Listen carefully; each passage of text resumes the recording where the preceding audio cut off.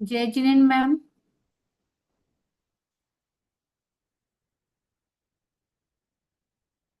जय Jinendra ma'am.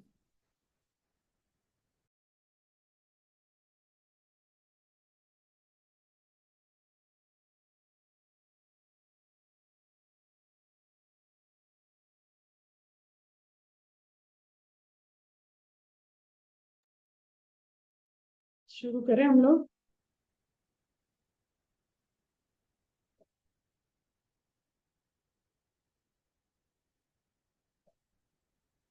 Simar, you didn't call मी।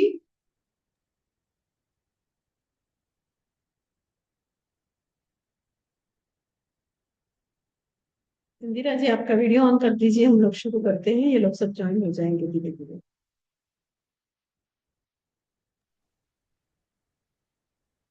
जी हाँ, स्वरूप समझाओ दिया, आयो दुख समझाओ तेरे पद श्री सद्गुरु भगवान, श्री सद्गुरु भगवान,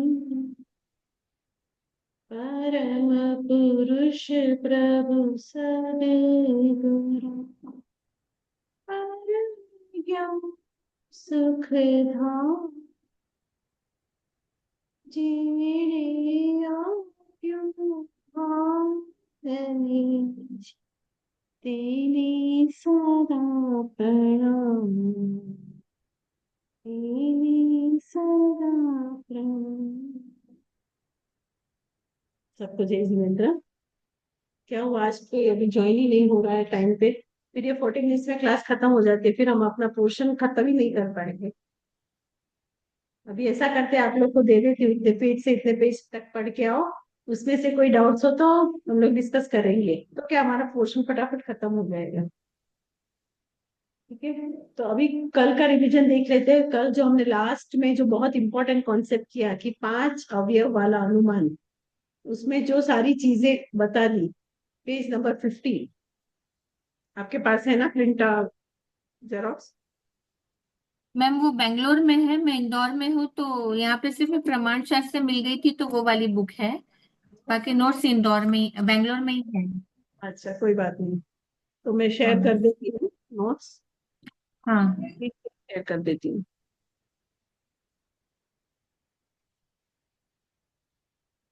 मैंने सोचा आज खोली नहीं, इसीलिए कि सब लोग के पास है ही, तो मैं नहीं खोलती हूँ करके। तो वो मैंने सॉफ्ट बताया था ना, मैं कॉपी ना। इंदौर इंदौर आ रही हूँ करके मैम, हाँ, तो इसलिए मैं इंदौर आई हूँ। पर सॉफ्ट कॉपी तो आपके फोन में भी रहेगी ना। हाँ मैम, होगी। हाँ। हाँ। हाँ, तो वो तो खोल के रख सकते हो। जी मैम। इसीलिए सॉफ्ट कॉपी दे दी ना, कि सब लोग को जब भी जहाँ पे भी जो पढ़ना है वो पढ़ सकता है। हाँ मैम। बताइए कल का, मीनाक्षी जी, कल का जो लास्ट एग्जाम्पल किया था हमने, इम्पोर्टेंट कॉन्सेप्ट। अब आपको आवाज आ रही है? ये देखो स्क्रीन में।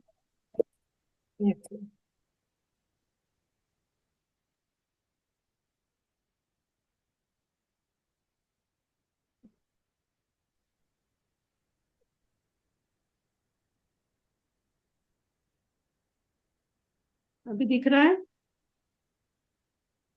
हाँ मैम। हम्म। और थोड़ा बड़ा कर देती हूँ, तो आप लोग को अभी थोड़ा आसान रहेगा पढ़ने में। हाँ, ये पढ़िए 5 पॉइंट। 5 पॉइंट जो हमने इम्पोर्टेंट पढ़े थे इस रिलेटेड, तो वो क्या है आप लोग को जानना है। हनुमान के अवयव। 5 बता। मैं पढ़ूं। अब पढ़ लो। हनुमान के 5 भेद बताए थे, जो पक्षी हेतु व्याप्ति, उपनय और निगमन है। तो उसमें जो फर्स्ट है वो पर्वत में अग्नि है। ये पक्ष को बताता है। क्योंकि पर्वत में धूम है, क्योंकि है तो ये हेतु हुआ। और जहाँ धूम होता है वहाँ अग्नि है, तो ये व्याप्ति है। और इसका एग्जाम्पल है पाकशाला। इस पर्वत में भी धूम है, तो ये हुआ उपनय। इसलिए पर्वत में अग्नि है, तो ये हुआ निगमन। ठीक है, तो ये सारी चीजें आप बहुत ध्यान रखना। ये सारे एग्जाम्पल है ना, आप एकदम क्लियर रखना, तो आगे आगे जो बातें आती रहेगी ना, वो भी क्लियर होती जाएगी कि पक्ष किसको कहते हैं, जहां पे भी पक्ष की बात आती है।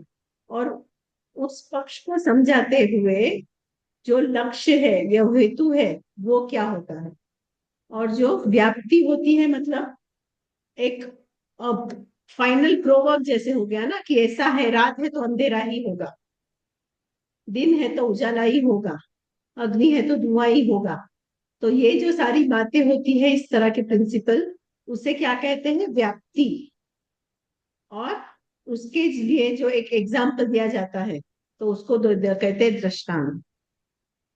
फिर उसी चीज को कहीं और रिपीट किया, तो वो हो गया उपनय। इस पर्वत में भी धूम है, और जब इस पर्वत में अग्नि है, क्यों धुआं है, तो उसका रीजन निगमन। अग्नि। अभी आगे बढ़ते हैं, तो इतना क्लियर हो गया। तो अभी आगे की बातें भी आपको समझ में आएगी। सुमन जी, समझ में आ रहा है? सविता जी, वीडियो ऑन कर दीजिए। मैम अभी ज्वाइन किया, हाँ ठीक है, लेट हो गया। तो हाँ। कोई बात नहीं। तो ये आप बाद में रिकॉर्डिंग में देख लीजिएगा, जो आप आगे काम में डिस्कस किया। यस फिर मैम। अवयव संज्ञा, ये 50वें पेज में हमको यहाँ पे करना है। यहाँ पे क्या कहते हैं, पक्ष, हेतु, ऊपर जो बताया ना, पक्ष, हेतु, व्याप्ति, दृष्टांत, उपनय, निगमन। बोलिए, सब लोग बोलिए, तो बाय हार्ट हो जाएगा। फर्स्ट, पक्ष। पक्ष, हेतु आदि पांचों अनुमान के अंग अवयव कहलाते हैं। अरे 5 नाम बताइए, वो बाय हार्ट कीजिए, 5 नाम। अच्छा। पक्षी, पक्ष, उपनय हेतु, और हेतु। हेतु, पक्षी, व्याप्ति, दृष्टांत, उपनय, निगमन। उपनय वो और वापस बोलिए। निगमन। पक्ष, पक्ष, हेतु, व्याप्ति, दृष्टांत, उपनय और निगमन। पक्ष, बस, तो हेतु, ये बाय हार्ट व्याप्ति। करो। हाँ ठीक है। तो अभी जो पढ़ रहे हैं वो पढ़िए, अभी पक्ष पढ़िए इंदिरा जी। एते पक्ष प्रयोगादयः पंचाप्तय सर्वज्ञेय कीर्तन्ते। पक्ष, हेतु आदि पांचों अनुमान के अंग अवयव कहलाते हैं। तो ऊपर जो 5 दिए हेतु, ना पक्ष, ऊपर जो 5 ये दिए ना, पक्ष, हेतु, व्याप्ति, वो सारे, उसको क्या कहा है, अवयव। अवयव। अभी अर्थ पढ़िए। अन, अन्यथा लूप प्रतिरूप पूर्वोक्त हेतु दो प्रकार का है। उपलब्धि रूप, अनुपलब्धि रूप। उपलब्धि रूप हेतु से विधि और निषेध दोनों सिद्ध होते हैं, और अनुपलब्धि रूप हेतु से भी दोनों सिद्ध होते हैं। विवेचन विधि। सद्भाव रूप हेतु को उपलब्धि हेतु कहते हैं, सद्भाव रूप हेतु को उपलब्धि हेतु कहते हैं, और निषेध अर्थात असद्भाव रूप हेतु अनुपलब्धि कहलाता है। कुछ लोगों की यह मान्यता है कि उपलब्धि हेतु विधि साधक और अनुपलब्धि साधक हेतु निषेध साधक ही होता है। इस मान्यता का विरोध करते हुए यहाँ दोनों प्रकार के हेतुओं को दोनों का साधक बताया गया है। प्रत्येक हेतु जैसे अपने संबंधी का सद्भाव सिद्ध करता है, उसी प्रकार अपने विरोधी का अभाव भी सिद्ध कर सकता है। समझ में आया? यहाँ पे क्या कहते हैं, अन्यथानुपपत्ति रूप पूर्वोक्त हेतु, वो 2 प्रकार के होते हैं। एक होता है उपलब्धि रूप और अनुपलब्धि, उपलब्ध होना, अनुपलब्ध होना, उपलब्धि रूप हेतु। और दूसरा अनुपलब्धि रूप हेतु। तो उपलब्ध रूप क्या है, जो विधि है ना, वो सद्भाव रूप होता है, पॉजिटिव रूप होता है। जो विधि है, उस विधि से करता है, हो जाती है क्रिया, तो उसे क्या कहते हैं, उपलब्धि रूप। और जो निषेध करता है, उसको क्या कहते हैं, असद्भाव रूप हेतु। असद्भाव रूप हेतु है वो अनुपलब्धि कहलाता है। ठीक है, मतलब जो निषेध होता है वो अनुपलब्धि, और जो सद्भाव रूप हेतु होता है वो उपलब्धि। तो कुछ लोगों की ये भी मान्यता है कि जो उपलब्धि हेतु है ना, जो फर्स्ट वाला, वो विधि साधक होता है, जो विधि जैसी है उस प्रकार से परफॉर्म करती है, और जो नहीं करती है उसका निषेध करता है वो अनुपलब्धि है। तो इसी मान्यता का विरोध करते हुए यहाँ दोनों प्रकार के हेतुओं को, दोनों का साधक बताया गया है। प्रत्येक हेतु जैसे अपने संबंधी का सद्भाव सिद्ध करता है, उसी प्रकार अपने विरोधी का अभाव का सिद्ध करता है। समझ में आएगा? आ गया हेतु के दो मैम, प्रकार, उपलब्ध। हाँ, मतलब विधि मतलब प्रोसेस क्या मैम? हाँ, यस, मतलब जो accept करता है, उसको मानता है कि हाँ ऐसा ही है, तो उसको उपलब्धि रूप कहते हैं। जो उसका निषेध करता है, उसको नकारता है, नेगेशन में डालता है, नेगेटिव बताता है, वो अनुपलब्धि। ठीक है, अभी विधि निषेध की व्याख्या, नेक्स्ट, गाथा नंबर 57। विधि, हाँ, हाँ, विधि सदंशः प्रति प्रतिषेधो सदंशः, सदंशः। सदहा, और प्रतिषेधो सदंश, अर्थ सदन सत अंश को विधि कहते हैं, असत अंश को प्रतिषेध कहते हैं। विवेचन, प्रत्येक वस्तु सत, में तत्व, पढ़िए पढ़िए, हाँ बराबर मैम, है, बराबर है, पढ़िए। प्रत्येक, हाँ, प्रत्येक वस्तु में सत्व और असत्व दोनों धर्म पाए जाते हैं। अतएव सत्व वस्तु का एक अंश धर्म है और असत्व भी एक अंश है। सत्व और असत्व सर्वथा पृथक पदार्थ नहीं है, इसलिए सूत्रों में अंश शब्द का प्रयोग किया गया है। वैशेषिक लोग सत्व अर्थात सामान्य और अभाव को अलग पदार्थ मानते हैं। यहाँ उनकी इस मान्यता को परोक्ष रूप में विरोध किया गया है। अभी देखो, जो भी चीज है ना, उसकी जो विषय की विधि की बात जब होती है, कोई भी चीज की बात होती है, तो वहां दो प्रकार के गुण ऑलवेज रहते हैं, सत्य और असत। तो सत्य जो है अंश को विधि कहते हैं, और असत्य जो है उसको प्रतिषेध कहते हैं। और दूसरे वैशेषिक लोग की मान्यता में भी इसका अलग अलग तरह से विवेचन दिया गया है, ये कहा है। तो ये इतना इम्पोर्टेंट नहीं है, उसके बाद ये बहुत इम्पोर्टेंट है, ये पढ़िए। प्रतिषेध प्रतिवेद के का भेद। प्रतिषेध वाला, हाँ, प्रतिषेध के भेद, चार प्रकार के हाँ जो भेद है। प्रतिषेध, हाँ, प्रतिषेध के भेद, सचतुर्थ प्रागभाव, प्रध्व सब प्रध्वसाभाव, भाव, इतरेतरा भावो, अत्यंता त्यंत्यभावश्च, भावश्च, भावश्च। भावश्च। अर्थ, प्रतिषेध यानी अभाव चार प्रकार का है: प्रागभाव, अत्यंता प्रध्वंस्वभाव, भाव, इतरेतरा भाव और इतरा अत्यंत्य भाव, भाव। अत्यंता भाव। अत्यंत, बोलो, सब लोग बोलो, ये चार प्रकार के बहुत इंपॉर्टेंट है। जो चार प्रकार के आ, प्रतिषेध के भाव, यानी कि जो चार प्रकार के अभाव है, वो कौन कौन से हैं? फर्स्ट प्राग भाव, प्राग प्रागभाव, भाव। सेकंड प्रध्वंसा भाव, प्रध्वंसा भाव। प्रध्वंसा भाव, थर्ड इतरेतरा भाव। इतरेतरा भाव, फोर्थ अत्यंता भाव, अत्यंता मैम ये भाव, अत्यंत है, ये अत्यंत ना भाव है मैम? अत्यंता, अत्यंता। अत्यंता है, हाँ। हाँ, बोलिए पहला। प्राग भाव, प्राग प्राग भाव, भाव, प्रध्वंसा भाव, प्रध्वंसा भाव, इतरेतरा भाव और अत्यंता इतरेतरा भाव, अत्यंता भाव, इतरेतरा भाव। अत्यंत भाव, अत्यंत भाव। हम्म, अत्यंता। ये चार प्रकार के अभाव है। तो ये पहला प्राग भाव। प्राग भाव कौन सा है, पढ़िए, प्राग भाव का स्वरूप। यानी जिस सूत्र छोड़ दीजिए, सीधा अर्थ पढ़िए। अर्थ है, जिस पदार्थ के नाश होने पर ही कार्य की उत्पत्ति हो, वह पदार्थ उस कार्य का प्रागभाव है। जैसे मिट्टी के पिंड का नाश होने पर ही उत्पन्न होने वाले घट का प्रागभाव मिट्टी का पिंड है। विवेचन, किसी भी कार्य की उत्पत्ति होने से पहले उसका जो अभाव होता है वह प्रागभाव कहलाता है। यहाँ सद्रूप मिट्टी के पिंड को घट का प्रागभाव बतलाया है। इससे यह स्पष्ट होता है कि अभाव एकांत असत्ता रूप, मतलब तृच्छा भाव रूप नहीं है, किंतु पदार्थांतर रूप है। आगे भी इसी प्रकार समझना चाहिए। तो सबसे पहला कौन सा बोला? प्राग भाव, मतलब प्रागभाव। जिस चीज का अभाव है।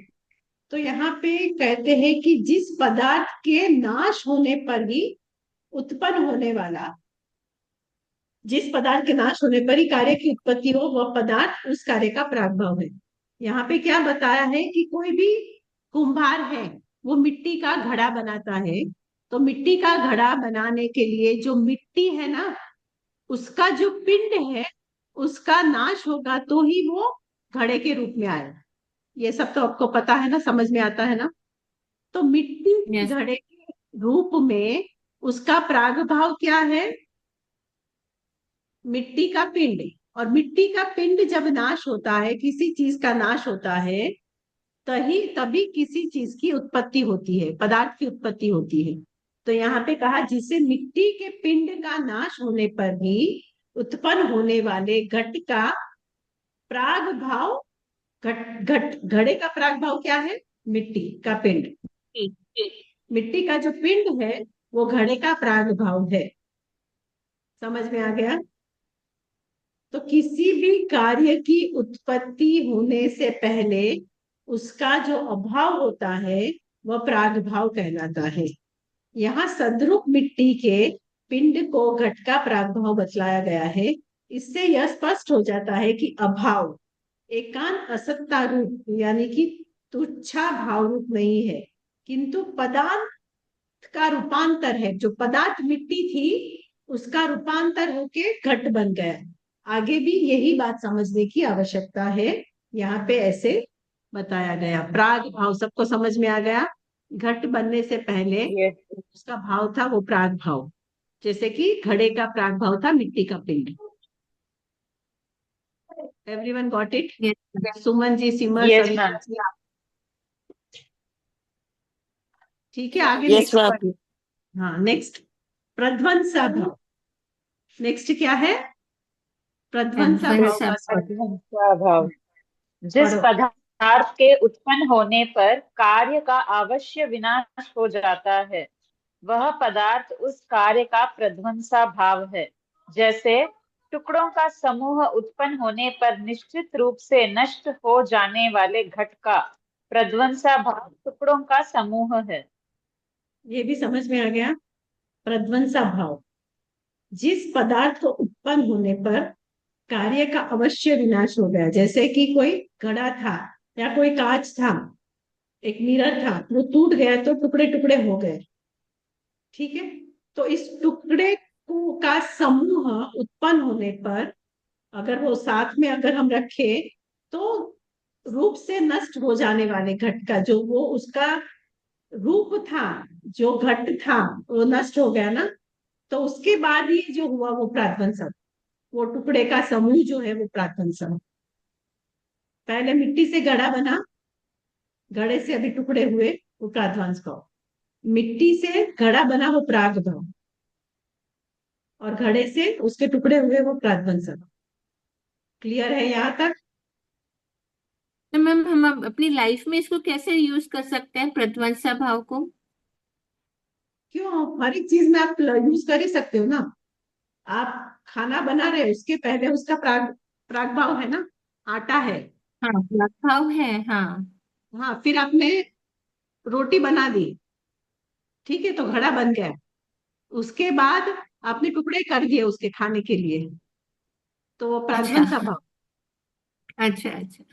अच्छा, और भी क्लियर होगा, एग्जाम्पल आगे आगे जैसे पढ़ते जाएंगे। ये एक बार अच्छा। पढ़िए, फिर हम ये आगे जाएंगे। प्राध्वंसा भाव और एक बार पढ़िए।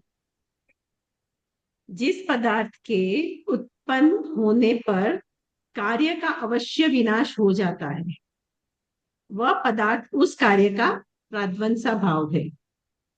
जैसे टुकड़ों का समूह हुआ उत्पन्न होने पर निश्चित रूप से नष्ट हो जाने वाले घट का, जो घट था निश्चित रूप से, वो क्या हो गया, टुकड़े के रूप में आ गया, तो वो उसका प्राध्वंसा भाव, टुकड़ों का समूह जो है वो प्राध्वंसा भाव। क्लियर? मैम मतलब ये है कि एक बार चीज यस अगर मैम। प्रागभाव से प्रागवंसा भाव में आ गई तो वापस प्रागभाव में नहीं बन सकती है, वो नष्ट हो गई। वो सब क्लब मत करो, अभी एक एक चीज को समझने अच्छा। की कोशिश करो, एक एक भाव को समझिए, फिर आप हम हम्म। उसको लगाएंगे यहाँ। वो लॉजिक, अभी वो लॉजिक मत लगाइए, पहले ये सारी चीज ओके। को समझने की कोशिश कीजिए। पहले कौन सा भाव हमने ठीक है। पढ़ा? पहला भाव कौन सा प्राग पढ़ा? जी। प्रा प्राग प्राग भाव। प्रागभाव। भाव। दूसरा प्रध्वंसा प्रध्वंसा भाव। प्रागवंसा भाव। भाव। प्रध्वंस, सॉरी प्रध्वंसा प्रध्वंस। भाव। पर ये सारे अभाव के बारे में बात कर रहे हैं, ओके, वो भी याद रखिए। अभी हम्म। तीसरा पढ़िए, तीसरा कौन सा है? इतरेतरा भाव। इतरेतरा इतरेतरा भाव। भाव। का स्वरूप पढ़िए, अर्थ। एक वस्तु का दूसरी पर्याय में न पाया जाना इतरेतरा भाव है।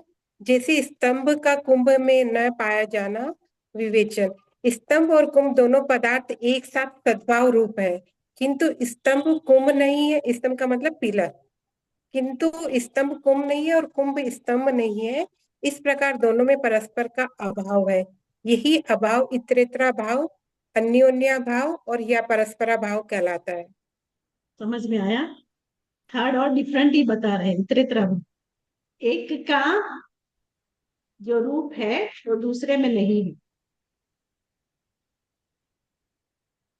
एक पर्याय की दूसरे पर्याय में ना पाया जाना अभाव है। वहां तो एक का ही आपने बताया, घट, मिट्टी में से घड़ा बना, घड़े के टुकड़े हुए, प्राग भाव और प्रध्वंसा भाव। यहाँ पे इतरेतरा भाव, अभी घड़ा है और पट्ट है, तो घट में पट्ट नहीं है, पट्ट में घट नहीं है, दोनों को अपनी अपनी पर्याय है, तो इसको कहते हैं इतरातरा, इतरेतरा भाव। तो एक पर्याय की दूसरी पर्याय में न पाया जाना इतरेतरा भाव है। जैसे स्तंभ का कुंभ में न पाया जाना, स्तंभ और कुंभ दोनों पदार्थ एक साथ सद्भाव रूप है, दोनों पदार्थ एग्जिस्ट करते हैं, दोनों को अपनी अपनी आइडेंटिटी है, दोनों चीज आपके सामने है, पर किंतु स्तंभ और कुंभ, स्तंभ में कुंभ नहीं है और कुंभ में स्तंभ नहीं है। इस प्रकार दोनों में परस्पर का अभाव है, ये इसमें नहीं है, ये इसमें नहीं है, तो इसमें इसका अभाव है, इसमें उसका अभाव है। पट्ट में घट का अभाव है, घट में पट्ट का अभाव है। तो यही अभाव जो होता है वो होता है इतरेतरा भाव, अन्योन्य भाव या परस्परा भाव, ये तीनों वर्ड यूज कर सकते हो। इतरेतरा भाव, अन्योन्य भाव और परस्परा भाव। और एक बार पढ़ लीजिए आप, फिर हम आगे बढ़ेंगे। एक पर्याय का दूसरी पर्याय में न पाया जाना इतरेतरा भाव है। जैसे स्तंभ का कुंभ में न पाया जाना। स्तंभ और कुंभ दोनों पदार्थ एक साथ सद्भाव रूप है, किंतु स्तंभ कुंभ नहीं है और कुंभ स्तंभ ही है। इस प्रकार दोनों में परस्पर का अभाव है। यही अभाव इतरेतरा भाव, अन्योन्या भाव और परस्परा भाव कहलाता है।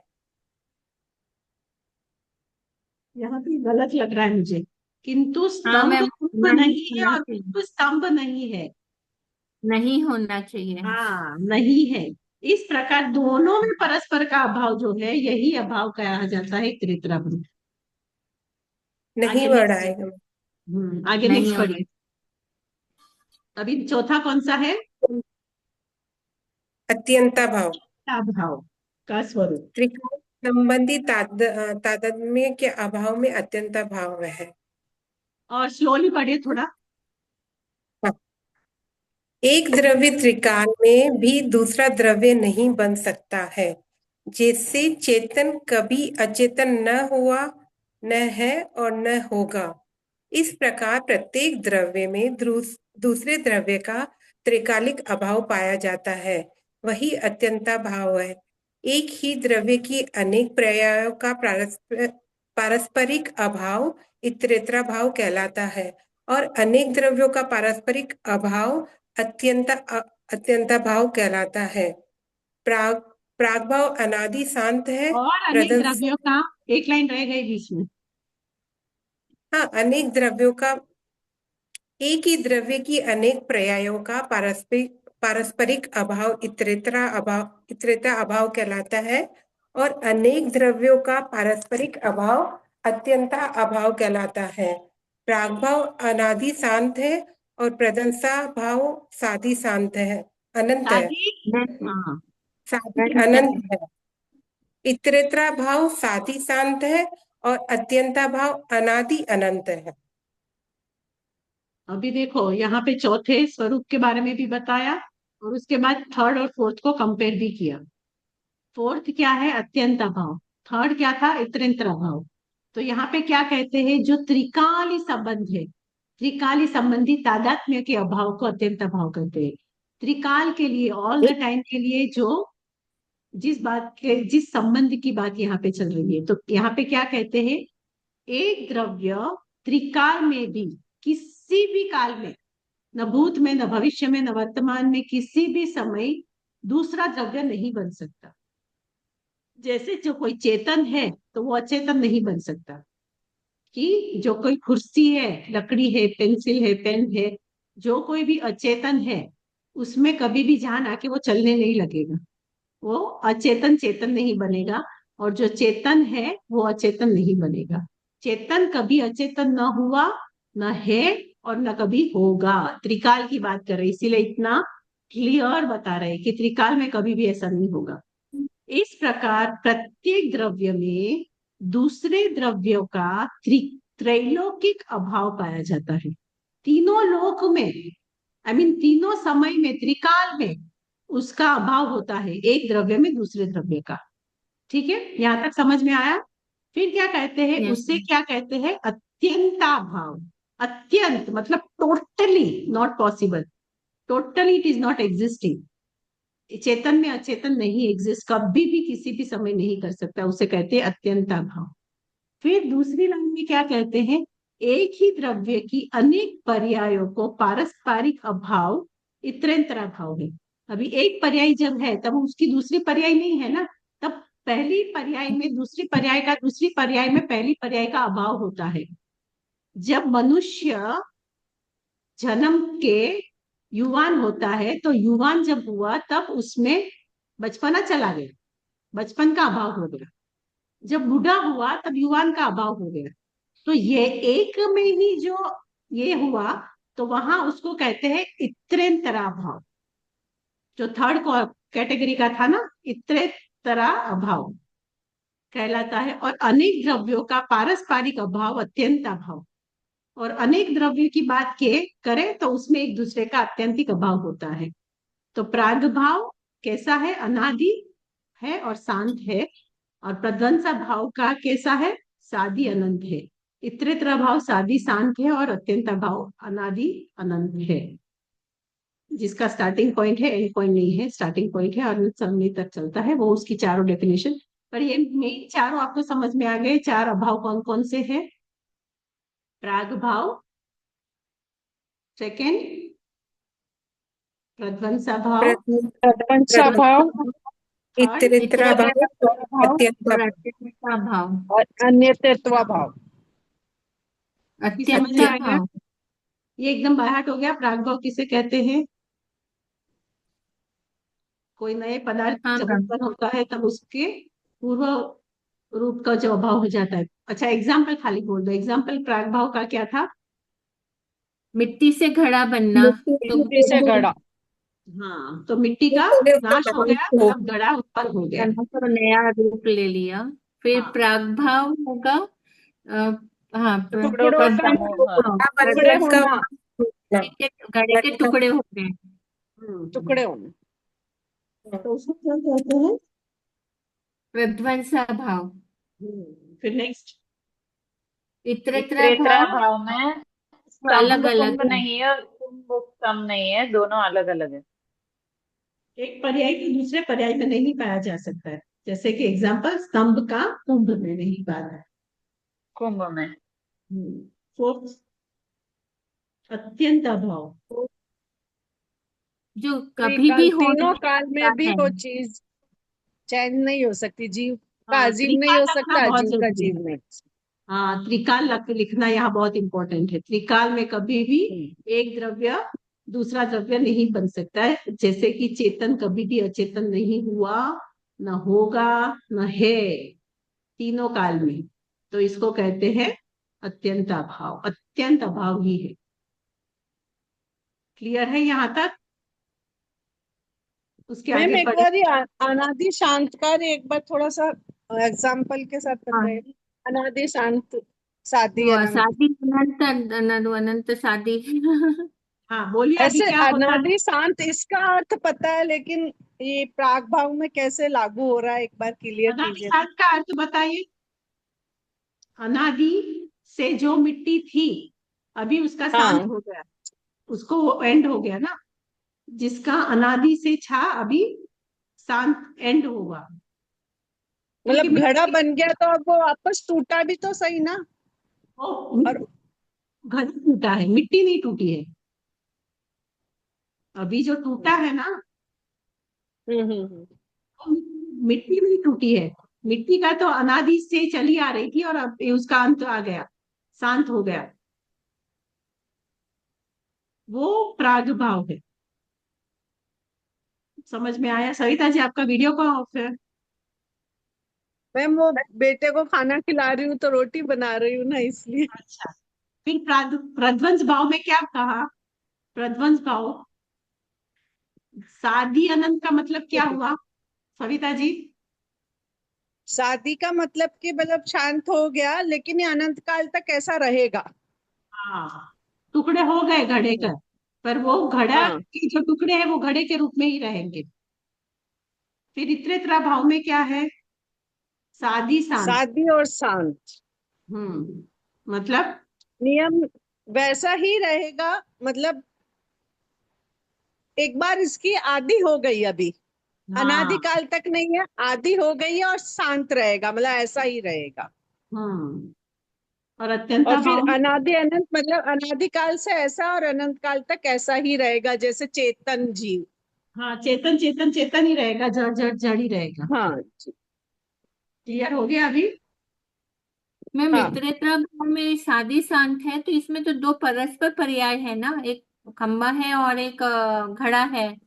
तो वो तो उसमें शादी से शादी चला, शांत। शादी था, वो शादी है। एक तो बार आपने बन गया स्तंभ तो शादी हो गया, और हमेशा वो स्तंभ ही रहेगा, दूसरे रूप में नहीं होगा, इसलिए शांत है। अच्छा,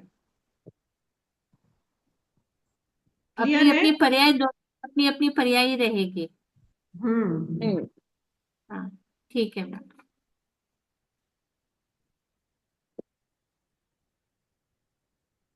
अभी एक दो चीज मुझे पूछनी थी आप लोग से। देखो, अभी थर्सडे ये लास्ट क्लास है हमारे इस वीक का। वेनसडे हुआ, कल थर्सडे एक क्लास रहेगा आप लोग का जो भी है। थर्स फ्राइडे सैटरडे संडे छुट्टी है। फ्राइडे सैटरडे संडे छुट्टी है। उसके बाद मंडे से वापस रेगुलर क्लासेस हो जाएगी। पर आपका जो एक प्रोजेक्ट करना है, जो प्रोजेक्ट आप लोग ने किया है वो नहीं, जो आपको दिया हुआ है वो नहीं, और एक मैंने प्रोजेक्ट बोला था ना कि आप लोग को करना है, तो उस दिन आप यस। सब लोगों को बहुत जरूरी है वो दिन प्रेजेंट रहना। तो एक दिन फाइनल बता दीजिए कौन सी डे है, क्योंकि मुझे आगे जो सिखाने वाले हैं उनको भी डेट देनी है। तो आप लोग सब मिलके मंडे। मुझे, मंडे। मंडे चलेगा मैम।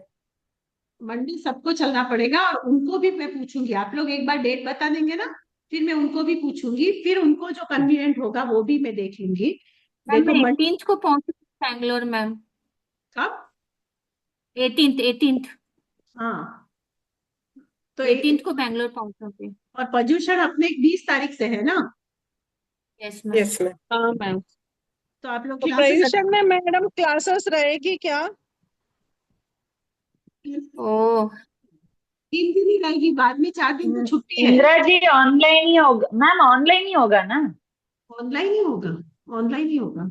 हाँ तो मंडे या ट्यूसडे कभी भी रख दो ना, ताकि पोजीशन से पहले हो जाए, नहीं तो फिर तो पोजीशन के प्रदूषण में बाद। जो छुट्टी है वैसे। ना, तब आप जिसको जो टाइम मिलता है, 1 घंटे का ही काम है, वो आप करके सबमिट कर देना। हाँ। तो मैं उनको अच्छा, पूछ लेती हूँ मंडे या ट्यूसडे। ठीक है मैम, हाँ ऑनलाइन ठीक है मैम। बिल्कुल प्रॉब्लम नहीं है मैम। हाँ, पर मैं इन लोग को भी पूछना भूल गई, क्योंकि फर्स्ट ईयर वाले भी तब होने चाहिए। मेरा अभी क्लास खत्म हुआ, मैं पूछना भूल गई। देखती हूँ, अभी ट्राई करती हूँ सबको एक साथ में मैं पूछने की। तो आप लोग को तो मंडे ट्यूसडे ओके है, कभी उन लोगों को भी पूछना है, फिर देखते हैं। मैं करने की कोशिश करती हूँ। ठीक है। तो मैम पर्यूषण में वेडनेसडे 3 दिन क्लास रहेगी, बाद में छुट्टियां हैं? हाँ, प्रदूषण में बाद में छुट्टियां हैं। अभी मेरे ख्याल से 24, 25, 26, 27 छुट्टियां हैं। 23 का मैं ओके देख मैम। के बोलती हूँ, मुझे याद नहीं है अभी। 23 को मेरे ख्याल से छुट्टी नहीं रहेगी, 24 से छुट्टी है, संडे से। 24, 25, 26, 27। तो आप लोग क्या करने वाले हो, क्लास अटेंड करोगे ना सब? स्वाध्याय ही तो कर रहे हैं ना? मैम वो हाँ बोलिए। हाँ हमको पूजा वगैरह रहती है, थोड़ा एक दिन हाँ। रहेगी, जैसे हमारे घर की तरफ से बड़ी पूजा रहेगी पांचटात कल्याण की, वो दोपहर को होती है, 2 बजे अच्छा स्टार्ट अच्छा। होती है। कौन से दिन को होगी? वो मेरी लिखवाई हुई है फर्स्ट दिन, पर्यूषण के फर्स्ट दिन की। अच्छा, 20 तारीख को होगी। हम्म। और आप लोग सब बताइए। मैम, दो पर्यूषण। क्लास तो अटेंड हो जाएगी मैम। रिसर्च की क्लास शायद ही अटेंड होगी मैम, बिकॉज फिर हाँ। वो चौवियार के लिए लेट हो जाता है, फिर प्रतिक्रमण ठीक। नहीं होता। तो वो हाँ, लास्ट क्लास शायद नहीं अटेंड करूंगी ऐसे मैं। भी मेरा क्लास तो मंडे ट्यूसडे ही है। Monday Tuesday Wednesday. तो मंडे ट्यूसडे तो आप हाँ, लोग आओगे ही, बाद में देखेंगे वेनसडे का। बाद में देखेंगे मैम। ठीक है ओके ठीक है। मैम, चलेगा। ये चलेगा चलेगा। और हो सके तो आप लोग पहले बता दीजिए, तो क्लासेस ऐसे रख देंगे, उस हिसाब से स्वाध्याय हो जाता है। जिसका नहीं होता है वो 3, 4 दिन जो रहेगी, तो आप रिकॉर्डिंग बाद में देख लेना। ठीक है। ठीक है मैम। यस। ठीक है, चलो हाँ ओके मैम। सबको जय जिनेन्द्र। मैम, और एक और रिक्वेस्ट करना था, टाइम जय है क्या? जिनेन्द्र। हाँ बोलिए बोलिए। मतलब पूरे क्लास की तरफ से ही था मैम, कि अभी वो एक और जो तृप्ति मैम सब्जेक्ट ले रहे हैं ना, वो रेगुलरली नहीं हो पा रहा है, तो अभी उसका क्या करना, आप एक बार बात करके बोलना ना कौन सी कैसे क्या क्लास जो, होगा। कौन सा क्लास, वेस्टर्न फिलोसॉफी ना? तृप्ति मैम की आचारांग, नहीं नहीं, आचारांग और समय आचार्य सार और तृप्ति समय मैम सार ले में रहे हैं कल ना। हमने ग्रुप में डाला था मैंने, कि सब मिलके बात करते हैं, और वो भी कौन पढ़ाएगा, भारतीय दर्शन भी। हाँ, भारतीय दर्शन के लिए तो फिर आप। लास्ट में सब एक साथ हो जाएगा मैम, पोर्शन भी और प्रेजेंटेशन भी सब। ठीक है। तृप्ति मैम तो आ गए हैं, पर उनका आना जाना वही चल रहा है। मैं बात करती हूँ, पर वो इसीलिए जो। अगर आई थिंक, कुछ, हाँ, अगर इन केस कोई और भी ले सके, या हेमा मैम या और भी कोई, तो वो भी तभी थोड़ा स्टार्ट होगा, because Samaysar is totally new, आचाराम इज ऑल्सो टोटली न्यू। मतलब ऐसा नहीं कि ग्रुप में किसी को भी आया है तो हम एक दूसरे की हेल्प लेके सीख सके। नहीं नहीं, ऐसा करने का मतलब ही नहीं है ना, ऐसा इसीलिए। करने के लिए आपको थोड़ी ज्वाइन कराया है। एंड हाँ, समय sir is the most beautiful correct. In the whole world. Ma'am आप ही समय ले सर तो, लीजिए फिर समय सार। हाँ मैम, आप समय ही ले सर तो लीजिए। पढ़ना बहुत ही बहुत जरूरी है। तो तो आप ठीक है, ले मैं बात लीजिए करती मैम हूँ। जब तक। मैं लेने को तैयार हूँ, पर मुझे भी तो मैं पूछना पड़ेगा ना, ऐसे में नहीं बोल सकती। मैं बात करती या हूँ मैम आप से। आचार्य लेके सर आके समय सार लिख सकते हैं, दिगंबर ग्रंथी है ना, उनको तो आई थिंक ऐसे ही आता होगा, पर बुक भी नहीं खोले तो भी। दिगंबर ग्रंथ होते हुए भी मेरा हार्ट से पूरा बाय हार्टेड है समय सर। ओके। ऐसा नहीं है। ओ। मैं दिगंबर श्वेतांबर में मानती ही नहीं हूँ। ऐसा कुछ नहीं आत्मा में होता है मानती अलका हूँ। जी। ओके। सबको सब पढ़ना करेक्ट। पड़ता है, तो I is think my ma'am ने लिया भी इज है माई ना, फेवरेट हाँ, समय सार सन। सब्जेक्ट लिया, मतलब वो सन पढ़ाया भी सन। है मैम ने। तो आप हम्म। आप ले लो मैम, इवनिंग का भी स्टार्ट कर दो आप पूछ के। ठीक है, मैं देखती हूँ, बात इस बार करती हूँ। मैम थोड़ा टफ पड़ रहा है, क्योंकि टफ टफ वर्ड्स है, तो याद करना भी पड़ेगा। तो इसीलिए मैं आपको सिस्टमेटिकली पूरे वो, और भी इजी हो जाए, प्रमाण ये जैन प्रमाण शास्त्र से भी इजी हो जाए, इसीलिए मैंने ये किताब ली कि आपको और भी एकदम ब्रीफ में और क्लियर हो जाए कॉन्सेप्ट। यहाँ पे अभी कितने अच्छे से दिया ना, प्राग भाव, प्रध्वंसा भाव, इतरेतर भाव। तो इतना ये ऐसे समझ में पढ़ाती आ हूँ रहा है। और रिपीट कराती हूँ कि आप लोग को समझ में भी आ जाए और बाय हार्ट भी हो जाए, कि आपको आगे जाके मैम अभी तकलीफ आप ना। बहुत अच्छे से एक्सप्लेन कर रहे हो मैम, हमसे पढ़वा रहे हो, फिर आप एक एक लाइन एक्सप्लेन कर रहे हो, तो एक नया ही तरीके से हम पढ़ रहे हैं। अभी अच्छा लग रहा है हाँ, मैम पढ़ने क्योंकि ये सारी चीजें नई है ना, तो आप लोग भी यूज में। टू होना चाहिए, इसीलिए मैं आप लोग को ऐसे करवा रही हूँ कि आपको आपका बेस स्ट्रांग